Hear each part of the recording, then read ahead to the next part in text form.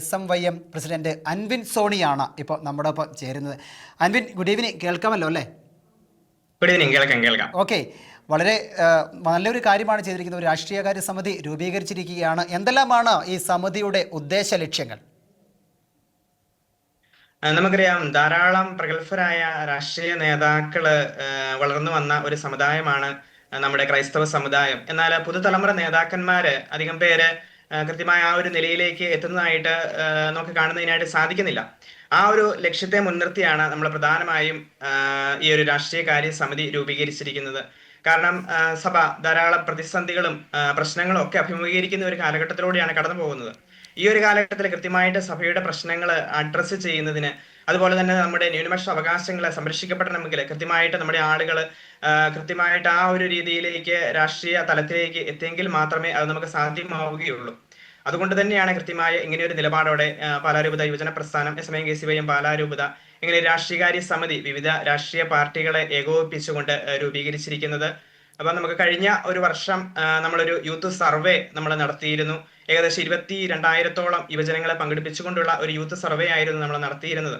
അതിൽ ഏകദേശം ഭൂരിഭാഗം പേരും അരാഷ്ട്രീയത്തോട് അല്ലെങ്കിൽ രാഷ്ട്രീയത്തോട് താല്പര്യമില്ല എന്നുള്ള രീതിയിലേക്കാണ് അതിൽ ആശയങ്ങൾ പങ്കുവെച്ചത്.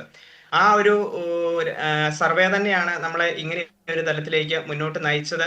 കാരണം ആദ്യമായിട്ട് തന്നെ നമുക്കറിയാം, ജനാധിപത്യ മൂല്യങ്ങൾ നമ്മുടെ സമുദായത്തിലെ യുവജനങ്ങളിലേക്ക് എത്തിക്കുക, ആ ഒരു ജനാധിപത്യ മൂല്യങ്ങൾ മനസ്സിലാക്കി കൊടുത്ത് ആ ജനാധിപത്യ മൂല്യത്തിൽ മുമ്പോട്ട് പോകുന്നതിന് അല്ലെങ്കിൽ രാഷ്ട്രീയ തലത്തിൽ മുമ്പോട്ട് പോകുന്നതിനായിട്ട് താല്പര്യമുള്ളവരെ ആ ഒരു രീതിയിലേക്ക് സംഘടനാ തലത്തിൽ അവരെ സഹായിക്കുക, അങ്ങനെ ആ ഒരു സമുദായത്തിന്റെ നല്ലൊരു നേതാക്കന്മാരായിട്ട് അവരെ വളർത്തിക്കൊണ്ടുവരിക എന്നതാണ് നമ്മൾ ഇതും കൊണ്ട് ലക്ഷ്യം വെക്കുന്നത്.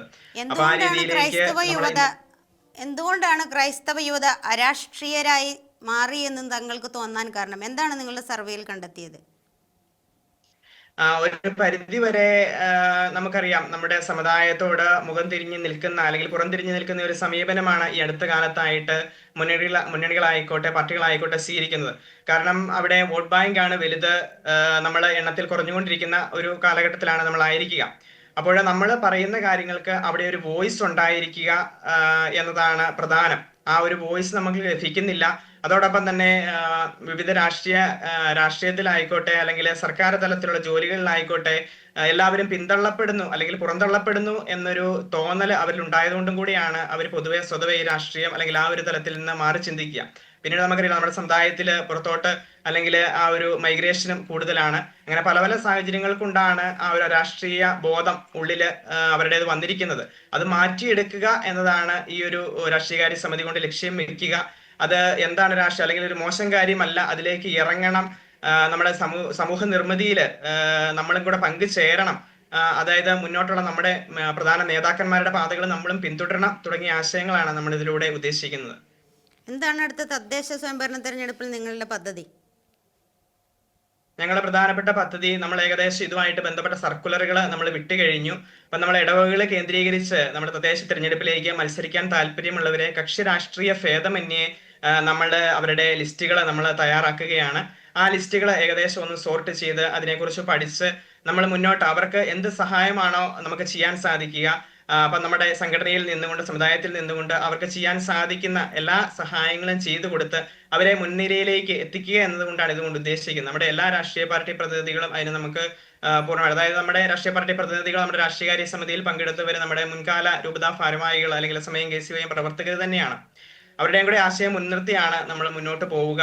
അപ്പോൾ ആ രീതിയിലേക്ക് വ്യക്തമായിട്ട് നമ്മുടെ തദ്ദേശ സ്ഥാപന തിരഞ്ഞെടുപ്പുകളിൽ ഇടപെടുക, നമ്മുടേതായ ശബ്ദം കേൾപ്പിക്കുക, നമ്മുടെ യുവജനത്തിന് അതിന്റെ പ്രാധാന്യം മനസ്സിലാക്കി കൊടുത്ത് അവരെ മുൻനിരയിലേക്ക് എത്തിക്കുക, അതുപോലെ തന്നെ സമുദായത്തിന്റെ പ്രശ്നങ്ങൾ അഡ്രസ്സ് ചെയ്യുക. അപ്പൊ നിസ്സാരം പറയുകയാണെങ്കിൽ ജസ്റ്റിസ് JB കോശി കമ്മീഷൻ ഉൾപ്പെടെയുള്ള കാര്യങ്ങൾ ഇപ്പൊ ഫയലിൽ ഉറങ്ങുകയാണ്. ഇത്തരം കാര്യങ്ങളെല്ലാം നമ്മുടെ കൃത്യമായ നേതാക്കന്മാരും ഉള്ളിൽ ഉണ്ടായിരുന്നു എങ്കിൽ ഇതിനൊക്കെ കൃത്യമായ മാറ്റങ്ങൾ വരുത്തുന്നതിനായിട്ട് നമുക്ക് സാധിച്ചേനെ. അപ്പൊ കൃത്യമായിട്ട് ആ ഒരു രീതിയിലേക്ക്, ചലനാത്മകമായ രീതിയിലേക്ക് സഭ നേരിടുന്ന അല്ലെങ്കിൽ സമുദായം നേരിടുന്ന അവഗണനകളെ നമുക്ക് കുറച്ചധികമെങ്കിലും വരും കാലത്തേക്ക് മാറ്റി നിർത്താനായിട്ട്, സഭയുടെ പ്രശ്നങ്ങളെ അഡ്രസ്സ് ചെയ്യുന്നതിനായിട്ട് ഇങ്ങനെയുള്ള യുവജന നേതാക്കന്മാരെ ഉയർന്നു വന്നെങ്കിൽ മാത്രമേ സാധിക്കുകയുള്ളൂ. അപ്പം അതാണ് നമ്മൾ മുമ്പോട്ടേക്ക് ലക്ഷ്യം വെക്കുക. എന്തായാലും നമ്മൾ പ്രതീക്ഷിക്കുന്നത് പോലെ തന്നെ വലിയ വളർച്ച ഉണ്ടാകട്ടെ എന്ന് ആശംസിക്കുന്നു. കാരണം വരാൻ പോകുന്ന തദ്ദേശ സ്വയംഭരണ സ്ഥാപന തിരഞ്ഞെടുപ്പുകളിലെല്ലാം നമ്മളുടെ വലിയൊരു മുന്നേറ്റം ഉണ്ടായേ തീരൂ എന്ന ഒരു കാലഘട്ടത്തിലൂടെ തന്നെയാണ് നമ്മൾ കടന്നു പോകുന്നത്. എന്തായാലും വളരെയേറെ നന്ദി. നന്ദി.